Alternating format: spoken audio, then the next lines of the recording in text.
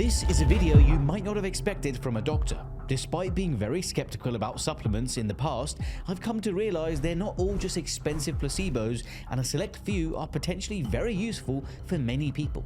In fact, one of them is so effective, affordable, and essential to good health, it could transform the well-being of every single person watching this video. But before we dive into the first supplement, I need to say one thing. Everything I'm going to recommend here is for healthy people who don't have any specific nutrient deficiencies or increased requirements because of an illness or a physiological state. For example, women who are pregnant or planning to get pregnant should definitely take folate supplements. And if you have any doubt whatsoever whether you should take a supplement or not, please talk to your doctor. With that out of the way, let's start by looking at some supplements that are so dodgy, even the pills and powders are trying to escape from the bottle. Detox teas are supposed to give you more energy, reduce bloating, and help you lose weight. Sounds great, but if you do notice any of those benefits, it might be due to the caffeine, the laxatives, the diuretics that will send you to the bathroom every 5 minutes rather than anything else. Bottom line, you already have a natural detoxifying plant in your body. They're called your liver, kidneys, and colon, and assuming they work fine, you don't need any help from these supplements. This one goes straight onto the F tier. Don't waste your money or your time on these supplements or anyone who tries to sell them to you. Same goes for ketone supplements. The theory is that these supplements help you achieve ketosis, where your body burns fat to provide energy rather than use glucose. The actual evidence that these supplements will help weight loss is pretty thin on the ground. While they could temporarily increase blood ketones, that doesn't necessarily translate to the same metabolic benefits as nutritional ketos from a low-carb diet. You can put lipstick on a pig, but it's still gonna roll in the mud. So there's no way I can put ketone supplements anywhere other than F tier. Now let's look at alkaline water. This so-called functional water is simply H2O with added alkaline minerals. The purported benefits of these drinks are based on a handful of very small studies and don't warrant the headlines written about them. There is no solid evidence that they can deliver any real benefit, so they just join detox teas and ketone supplements at the bottom of the pile. Now let's talk about L-Glutamine. You might have heard about the gut health benefits of this supplement, and they're not so far-fetched.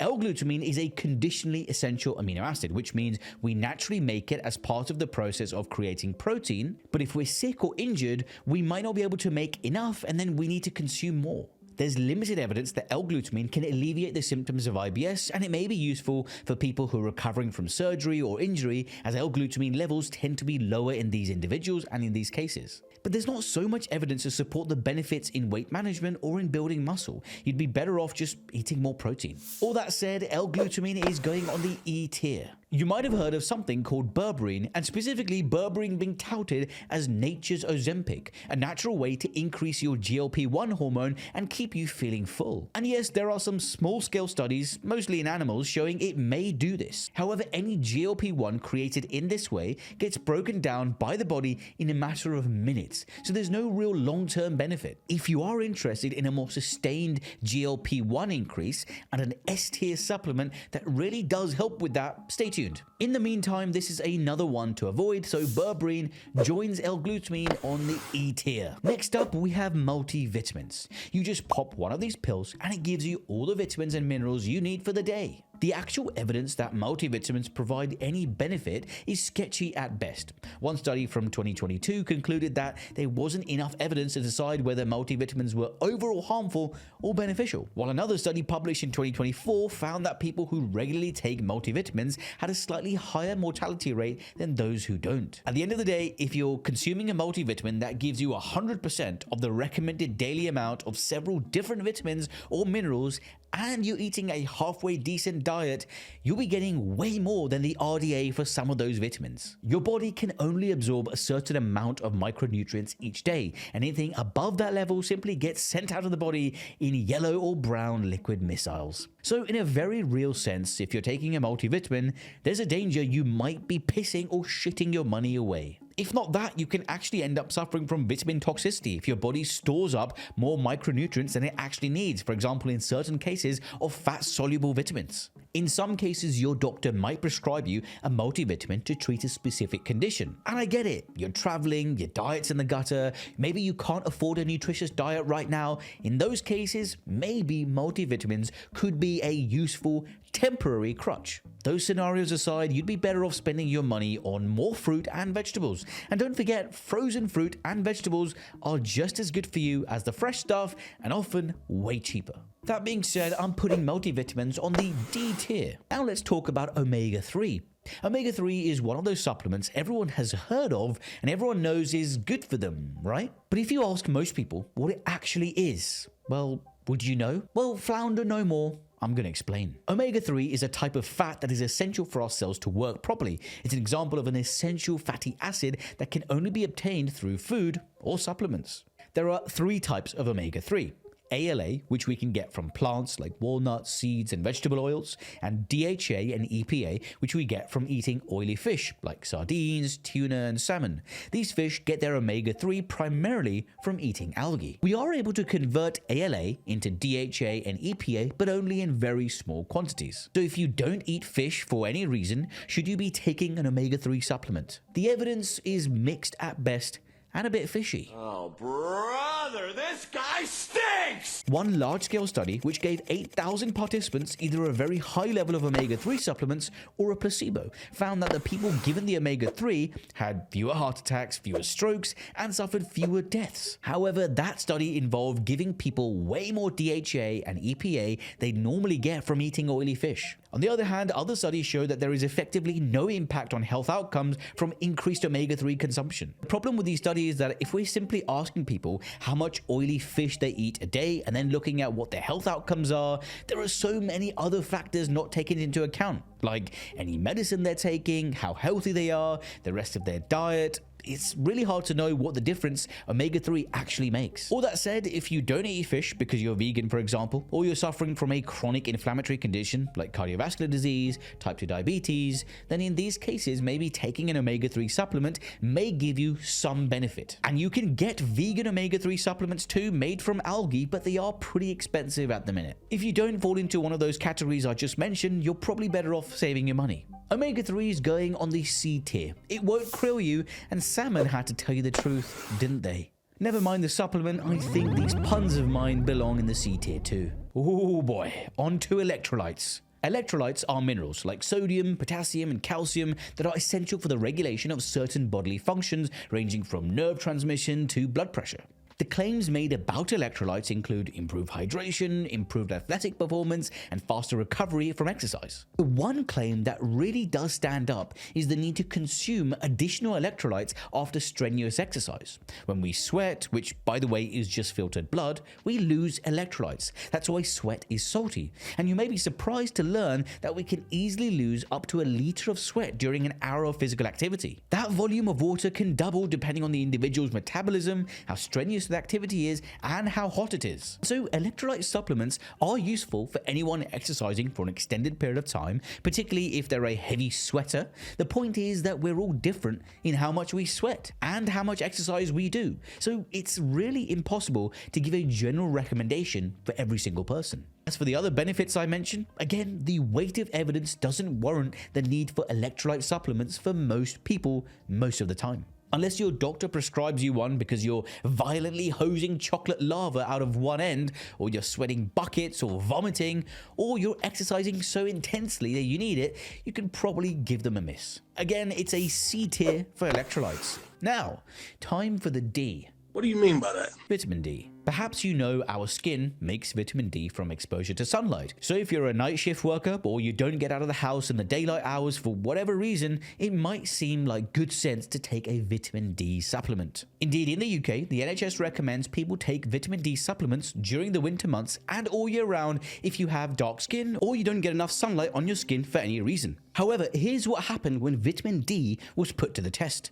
A large-scale 2018 study gave more than 25,000 people either vitamin D supplements or a placebo for more than 5 years, and then looked at whether it reduced the number of people who developed or died from serious conditions like cancer or cardiovascular disease. It found vitamin D supplements had no effect on whether people developed cancer or not, whether they suffered from cardiovascular disease, and no impact on the number of people who died for any reason at all. It did show vitamin D reduced the mortality rate in people who were already suffering from cancer. So this suggests vitamin D supplements may be useful for some people, but if you're already healthy, there's probably no point taking them. So what about all those reports you've seen that most people are vitamin D deficient? As this New York Times article points out, the worry about vitamin D deficiency shows an alarming correlation with vitamin D testing companies and doctors who receive funding from those companies. As any good scientist can tell you, just because two events are correlated, like a doctor receiving funding from a vitamin D testing company and that same doctor suggesting many people are vitamin D deficient, it doesn't mean those two events are linked. However, in this case, on balance, maybe they are. One thing you could do to improve your vitamin D consumption is to increase consumption of the humble mushroom. You might not think you have much in common with Agaricus bisporus, but both you and it do one thing exactly the same. You make vitamin D when you're exposed to the sun. Yes, incredibly, button mushrooms increase their amount of vitamin D2 specifically when left in the sun for just 20 minutes. That's vitamin D2, mind you, so you need to get your vitamin D3 elsewhere. So vitamin D supplements may be useful for people with a deficiency, but are unlikely to have any increased benefit for the rest of us. Honestly, if you eat a balanced diet and take a 15-20 minute walk in the middle of the day, assuming it's not cloudy out, and of course you take care you don't get burnt, you're probably going to be fine for vitamin D. In any case, if you feel you are deficient, you can always go and check it out during a blood test. It's even possible to consume too much vitamin D from feasting on multivitamins and those high-dose supplements. That being the case, I am going to rank it in the B category. Next up, we have magnesium, which has been claimed to have all sorts of benefits. What I feel is a heightened sense of awareness and focus, yet feeling calm to work throughout the morning. Who wouldn't want that? Well, there are a number of different forms of magnesium, which are thought to have different benefits. They include magnesium glycinate, which may help you relax, feel less anxious, and sleep better. Magnesium L-threonate, thought to improve cognition and memory.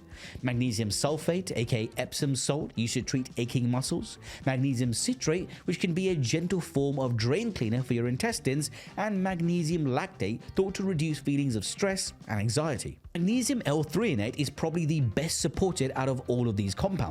One of the issues with different forms of magnesium is how bioavailable they are, and that is how easily they are absorbed onto the cells of the body. Magnesium L-threonate is known to pass readily into brain cells where it's thought to act directly on those cells. In one study, participants were either given a magnesium L-threonate supplement or a placebo for 30 days. They tested individuals' memory both before and after taking the supplement or the placebo, and found that the people who received the supplement had significant improvements in their memory compared to the people who had received the placebo.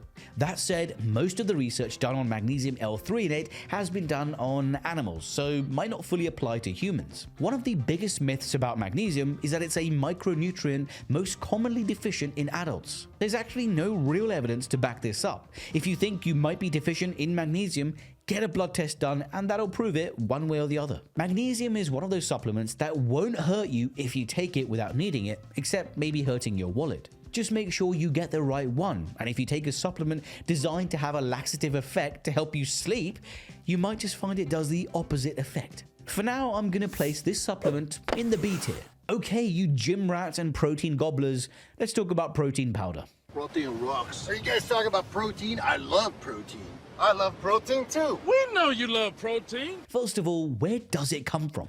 When cow's milk curdles, it splits into a liquid called whey and a solid called casein. Both of these can be used to make a protein powder. Whey protein, casein protein. However, there are also non-animal sources of protein, and you've probably seen pea protein powder being sold as well. Anyone looking to increase their muscle mass should be thinking about increasing their protein consumption, and if you happen to be in your 40s or older, that should be you. The reason for this is that as we age, we naturally start to lose some muscle mass. This is the one reason why so many elderly people are so frail. And this is not just a vanity thing. A fall or a trip for a healthy 35-year-old is just a nuisance. A fall for an 85-year-old with reduced muscle mass could be fatal.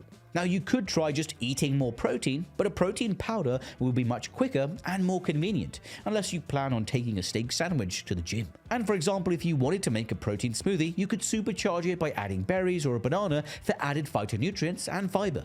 I do need to say though that increased protein consumption is only really going to contribute to significantly increased muscle mass if you're doing sufficient resistance exercise. Also, make sure you check the ingredient list of any protein powder you buy. Ideally, you want one without too much added sugar, because you can always sweeten it yourself with fruit or honey. As a generally easily available, convenient, and affordable supplement for pretty much everyone to take, it's hard to beat protein powder and drinks, so I'm putting it on the A tier. Recommended. Now we're on to the juicy stuff. Creatine is seen as the bodybuilder's supplement, although it can have a benefit for anyone who does any kind of training at all.